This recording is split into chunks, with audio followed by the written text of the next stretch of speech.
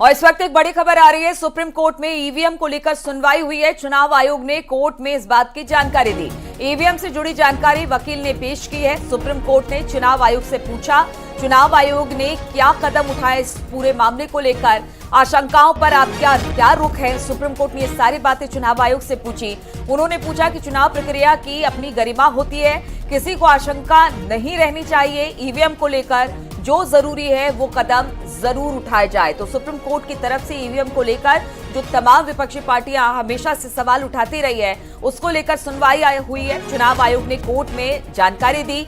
EVM से जुड़ी जानकारी चुनाव आयोग के वकील ने पेश की है। सुप्रीम कोर्ट ने चुनाव आयोग से कुछ सवाल पूछे, जिसमें चुनाव आयोग ने पूछा कि क्या कदम उठाए गए हैं ईवीएम को लेकर, जिस तरह की आशंकाएं हैं तमाम पार्टियों को, उसको लेकर आपका क्या रुख है। चुनाव प्रक्रिया की अपनी गरिमा होती है, इसलिए खास तौर पर ईवीएम को लेकर किसी तरह का सवाल ना उठाया जाए। और साथ ही उन्होंने कहा सुप्रीम कोर्ट ने कि किसी को भी आशंका किसी भी बात की नहीं होनी चाहिए, यानी जो भी डाउट्स है उनके क्लियर होने चाहिए।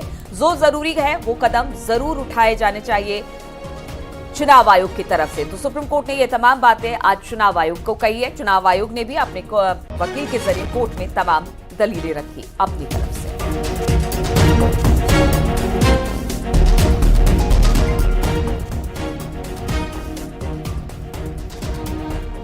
चुनाव आयोग ने अपनी बात रखी है आज कोर्ट में। ईवीएम को लेकर तमाम तरह के सवाल विपक्षी पार्टियां उठाती रही हैं। किसे हैक किया जा सकता है, इसमें सबोटाज किया जा सकता है, बहुत सारी बातें। इसी मामले पर आज इस पर सुनवाई होनी थी। बातचीत करने के लिए सुशील इस वक्त और अधिक जानकारी के साथ जुड़ गए हैं। सुशील, गाहे बगाए ईवीएम को लेकर विपक्षी पार्टियां हमेशा से सवाल उठाती रही हैं। आज इसे लेकर सुनवाई हुई, क्या कुछ हुआ कोर्ट में? चुनाव आयोग ने किस तरह से अपना पक्ष रखा? सुप्रीम कोर्ट ने इसे लेकर क्या कुछ कहा? जी देखिए, साफ तौर से इस पूरे मामले में अभी फिलहाल सुनवाई सुप्रीम कोर्ट में चल रही है, लेकिन ईवीएम से वीवीपैट की पर्चियों के मिलान के मामले में चुनाव आयोग ने सुप्रीम कोर्ट को स्पष्ट तरीके से जानकारी देते हुए बताया है कि ईवीएम प्रणाली में 3 यूनिट होते हैं, बैलेट यूनिट, कंट्रोल यूनिट और तीसरा वीवीपैट।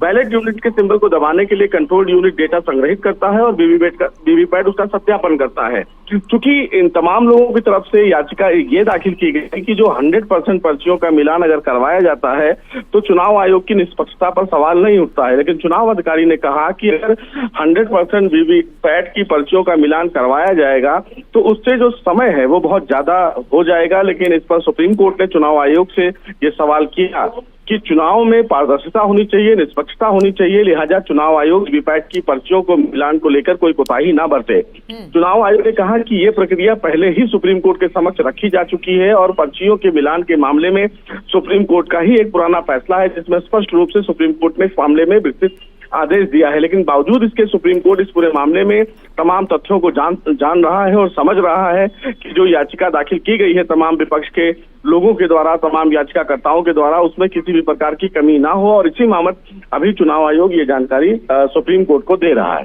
जी चलिए ठीक है, जैसे ही सुनवाई खत्म होती है और क्या कुछ हुआ कोर्ट में वो भी हम आपसे जानेंगे। फिलहाल बहुत बहुत शुक्रिया आपका सुशील जानकारी देने के लिए।